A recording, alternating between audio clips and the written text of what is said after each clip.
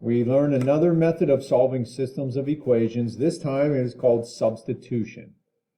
And the difference here is the equations are not set up like they were on the previous two assignments, where they're in standard form and x and y are both on the left side of the equal sign, everything lines up.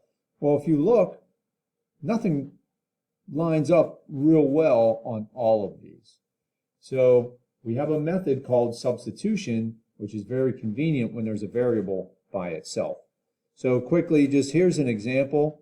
So you can see y is by itself, right here, y equals. So we take what's on the other side of the equal sign, this negative 4x plus 12, and we put it in for that y right there. That's what this equation is. So you can see the negative 4x plus 12 replaced that y right there. So then we're just solving for one variable, x. And once we get x, the second step is the same. You put 5 back in for x. And usually we put in for that x with the variable by itself because it's real easy to calculate, which we do right here. We put the 5 in and we can very easily get the negative 8. So let's try a couple, and that's yet our new method. So as you can see on number 1, x is by itself. So I'm basically going to take this 2y minus 3 and put it in for that x right there. So it's going to look like 3, and you have to leave parentheses big enough to fit 2y minus 3. I copy the rest of it, plus 5y equals 24. So it's a little bit longer to get the first coordinate, but it's actually much faster getting the second one. So you'll have to distribute 3 times 2y, 3 times negative 3, copy the rest of it, combine like terms, 6y plus 5y is 11y, still have the minus 9 there, add 9 to both sides, 11y equals 33, and you can see that y is just 3 here by division. Okay, we divide out the 11s, y is 3. So now to find x, I'm just going to put 3. Again, I can put it back in for either y, but that one looks a little easier to work with. So x equals 2 times 3. Put the 3 here. I'm just replacing that y right there. So that says x equals 6 minus 3. So x is 3. And they're both 3's.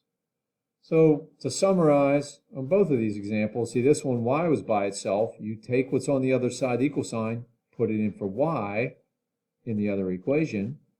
Here, x is by itself. You take what's on the other side of the equal sign, you put in for x in the other equation. So some of them have some different looks, like here. If they both say y equals, if you put this in for y, it's really just going to look like 2x minus 4 equals negative x plus 5. You're just kind of setting the two right-hand sides of the equal sign equal to each other. Now here you have x on both sides of the equal sign. You'll have to cancel one of them. So I canceled the negative x that was on the right. And so now if I want x by itself on the left, I'll add 4. I'm going to get 3x equals 9, so x is 3. And again, if you want to get y, put 3 in for either one of these x's. I will put it in for the first one, the first equation. So I'm going to put a 3 here. So y equals 6 minus 4. Y is 2. So that's basically solving by substitution. You look, there's a variable by itself. You take what's on the other side, and you put it in for that variable. See, I'm replacing x with it because it's equal to x. That's what allows me to do that, and that puts the equation in one variable, which makes it easier to solve. So y is 1. So go make either one of these y's a 1. I'll use the first equation. X is 2 times 1, so x is 2.